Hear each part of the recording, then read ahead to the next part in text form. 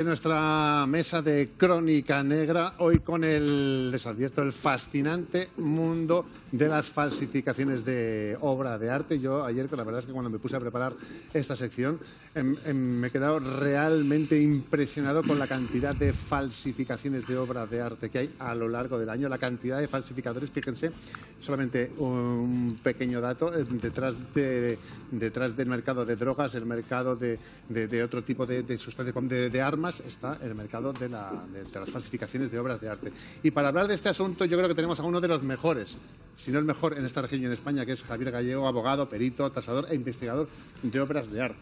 Yo creo que hemos planteado bien el tema hoy. Muy buenos días, Alfonso. Pues sí, como acertadamente has comentado, estamos ante el mercado ilegal que después de las drogas y el tráfico de armas mueve más dinero en todo el mundo, y estamos hablando de la friolera de 15.000 millones de euros, y para mí se queda baja esa cantidad. Ahora vamos con ello, pero déjame que presente también a Manuel Moreno, compañero, periodista, por plantearnos este tema tan fascinante. Sí, está muy interesante porque además el invitado que traemos sabe solo un poco de la materia.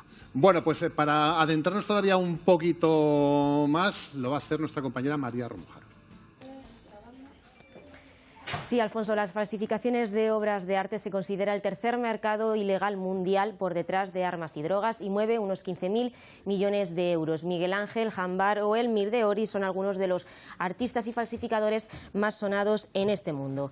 Javier Gallego, abogado, perito, tasador e investigador de obras de arte, nos da todas las claves para saber si estamos ante una obra auténtica o falsificada. Muchas gracias, María Romujaro. Bueno, 15.000 millones de euros mueve todos los años las falsificaciones de obras de arte. Los falsificadores son tan buenos que es muy difícil detectarles, y por eso lo primero que te voy a preguntar, si no te importa que te tutee, Javier, ¿es tan difícil localizar a un falsificador o ver una falsificación? Es difícil, pero afortunadamente los malos cada vez lo tienen peor.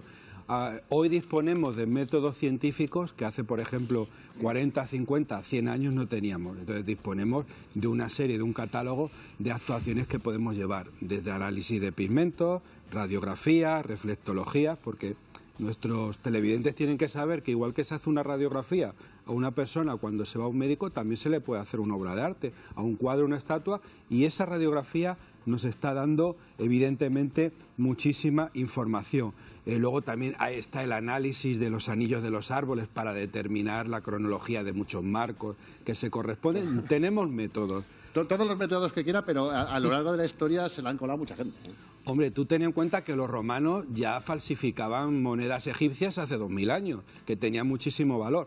Y el propio Miguel Ángel, uno de los más grandes de la historia del arte, pues le intentó colar al cardenal una estatua que había hecho él y envejecerla como si se tratase de una estatua romana, que tenía mucho precio. Enseguida vamos a profundizar, entre otros, efectivamente, Miguel Ángel, grandes falsificadores de la historia. A mí me ha sorprendido mucho lo de Miguel Ángel, lo van a ver en un rato, pero es verdad, me imagino que el principal motivo, Manuel y Javier, el principal motivo para una falsificación es motivo económico. ¿Hay otros motivos? Bueno, mira, básicamente es un ánimo de lucro, pero también hay que tener en cuenta que en este tipo de falsificaciones se da un componente psicológico muy importante. Los grandes coleccionistas, al final coleccionar se convierte en una especie de vicio y obsesión. Y al final te retas a ti mismo por tener aquella obra que no tiene nadie, tener algo único. Hay un componente psicológico más allá del lucro o de ganar dinero evidente. Yo a veces he pensado a lo largo de mi vida que hay más gente que dice que tiene un Picasso que cuadros que pintó Picasso. Efectivamente, y además a Picasso, Alfonso, le pasó una cosa muy curiosa. Le falsificó una obra de arte, se lo presentó a un chico joven y dijo: mire, don Pablo, he venido para que me vea usted esta obra. Pues sí, esta la hice yo, hijo, y tal. O sea, que cuidado, que es difícil a veces detectarla. Has hablado de coleccionistas, también los coleccionistas poco saben a lo mejor, ¿no? La formación que tienen. Claro, Manuel, es que hay una escasa formación y un desconocimiento en el mundo del arte, que es un mundo muy cerrado, muy difícil y muy complejo, con grandes intereses económicos y financieros. No olvidemos que las grandes corporaciones financieras, mercantiles, tienen fundaciones en las cuales estas obras forman parte de sus activos. Hoy un cuadro le puedes pignorar, le puedes hipotecar, le puedes vender. Es decir, estamos hablando de demasiados intereses económicos. Oye, una curiosidad. No hace mucho tiempo, creo que ha sido en el Museo de Chicago, donde han entrado y han encontrado varias falsificaciones. A veces los museos saben que están esas falsificaciones y por algún interés no lo dicen o se la cuelan también a los museos. Alfonso, como te he dicho antes, hay grandes intereses. No hace escasamente un mes, en el Museo de Orlando, en Estados Unidos, sí, he dicho yo Chicago. ha entrado el FBI con una orden de un juez federal y ha incautado 25 cuadros de Basquiat porque había una declaración de falsedad del señor que lo falsificó y se los ha llevado y estaban colgados. Hay que decir a nuestro televidente que un cuadro de Basquiat puede valer 100 millones de euros, multiplica por 25. Y el director del Metropolitan del Museo de Nueva York lo dijo, el 40% de las obras que cuelgan de los museos de todo el mundo son falsas. Yo no lo digo, lo ha dicho él y me... ¿Dónde están las verdaderas? Pues en el museo de los falsificadores en Viena, que hay un museo también de las falsificaciones en Viena. No, y además las falsificaciones a veces se convierten en piezas de museo que valen más que las originales. Bueno, de hecho, mira, vamos a mantener esta tensión con lo de Miguel Ángel porque ya que ha dicho que alguna falsificación vale más que los originales, vamos a ir con uno de esos grandes falsificadores y voy a empezar, si usted me lo permite, con uno de ellos que, bueno, su seudónimo era Hans van Meegeren.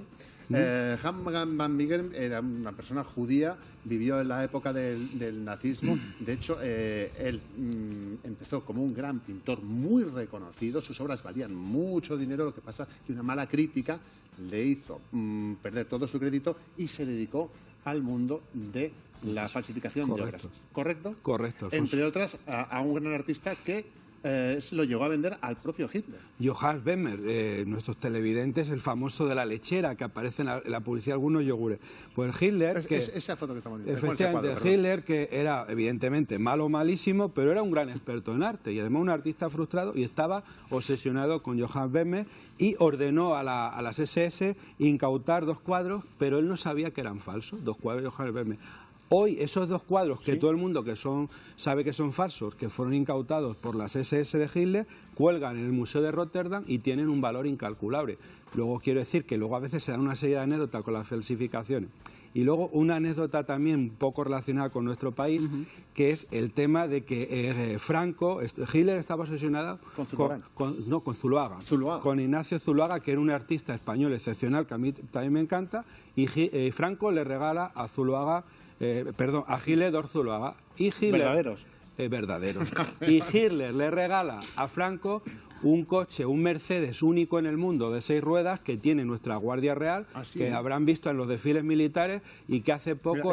ese coche. Efectivamente, hace poco la Mercedes le ha puesto un talón en blanco al gobierno español porque es un coche único e incalculable y efectivamente no acepta la oferta, pero ese coche es a cambio... Con el dinero que nos hace falta ya podría haber estado la oferta. Ese coche a cambio de los 2 Zuloagas que... A cambio de los 2 Zuloagas, Hitler le regaló a Franco, fíjese lo que es la historia, este Mercedes único en el mundo de 6 ruedas.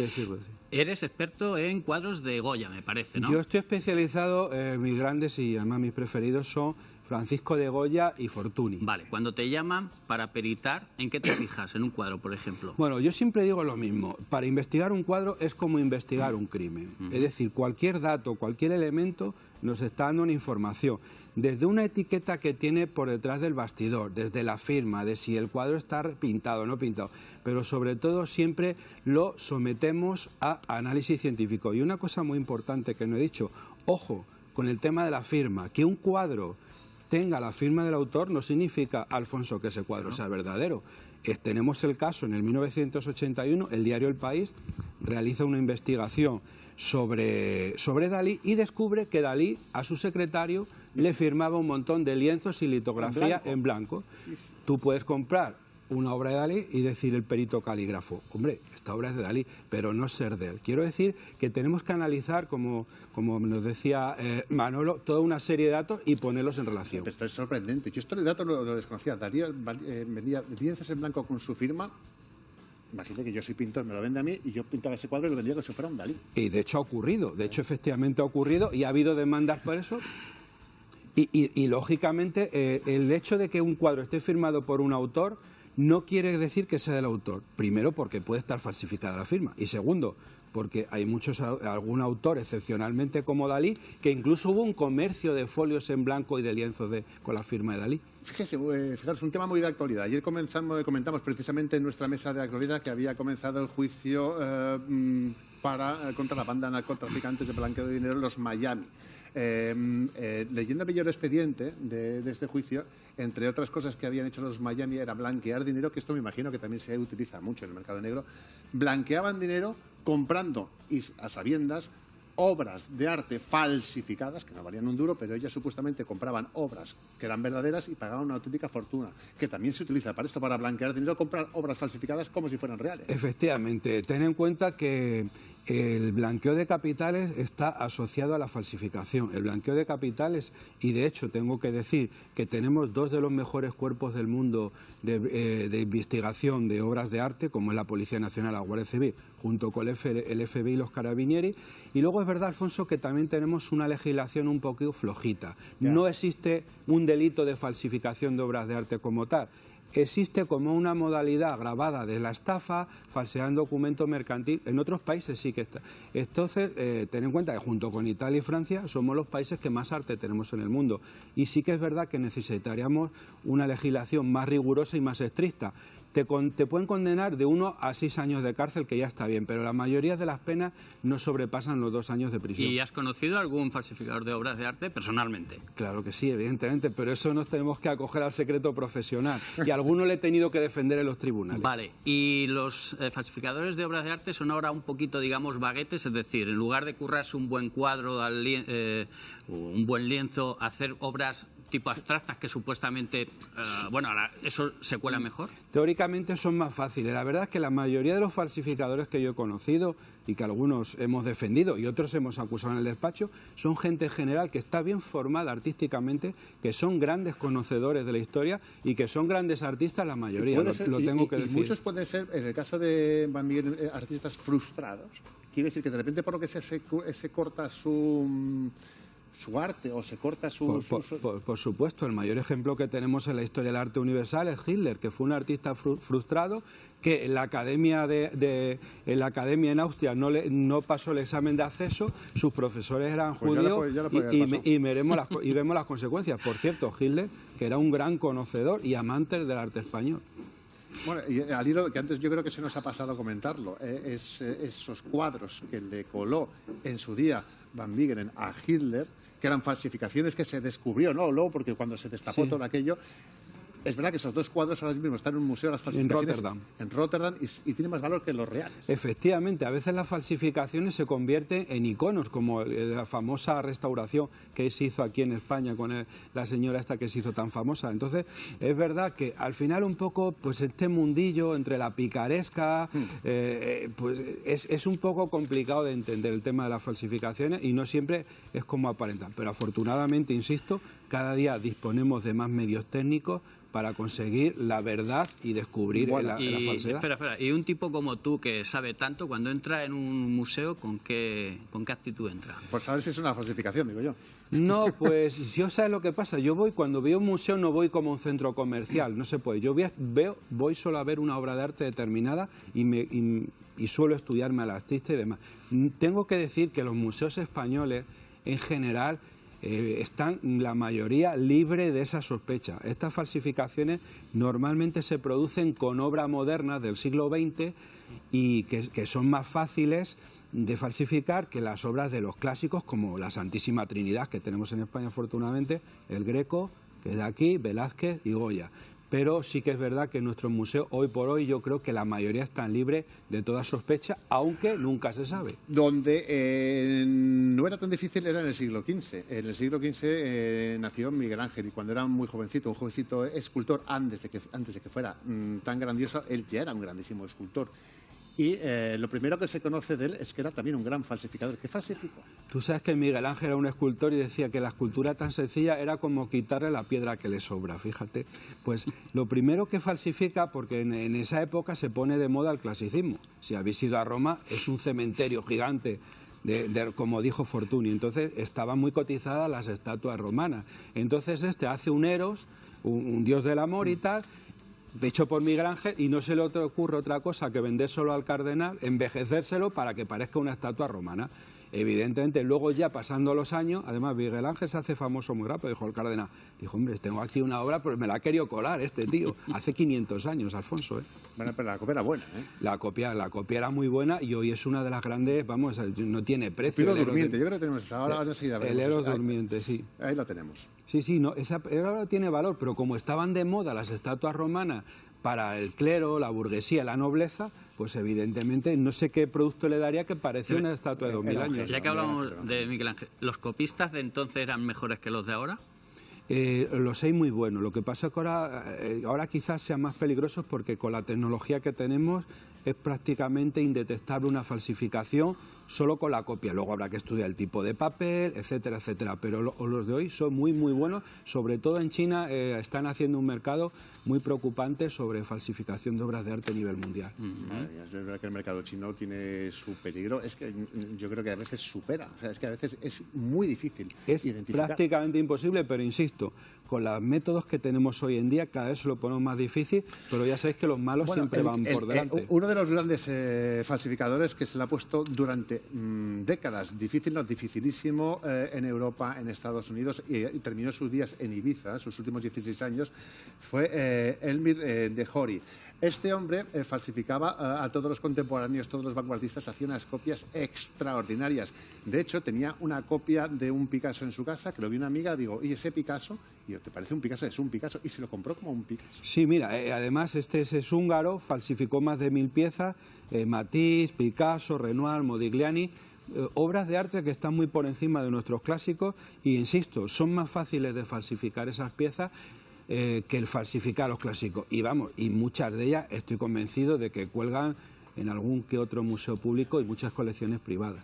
De hecho, sí. No, le iba a decir que no tiene que ver ahora con las falsificaciones, pero él es experto en Goya, está como acusación popular en el asunto de los cuadros de Goya, los actos vandálicos. El ataque a las majas, sí. El ataque a las majas. ¿Tuviste ocasión de hablar? Yo los dejaba ahí pegados. Es lo que te iba a decir, ¿tuviste ocasión de hablar con los vándalos? No he tenido ocasión, he visto algunas declaraciones de los chicos, yo por supuesto hay que respetarlo, se los ve claramente. Lo que sí que me sorprende un poco el desconocimiento, porque decían, no, si no han hecho nada los cuadros, perdón, el cuadro no es solo el lienzo, es el marco, el bastidor, y esos cuadros concretamente de las majas de Goya, en que nosotros somos, mi despacho es acusación popular, es un cuadro fernandino del principio del siglo XX, finales XIX, que cada marco de esos atacado tiene un valor aproximado entre 150 y 200.000 euros.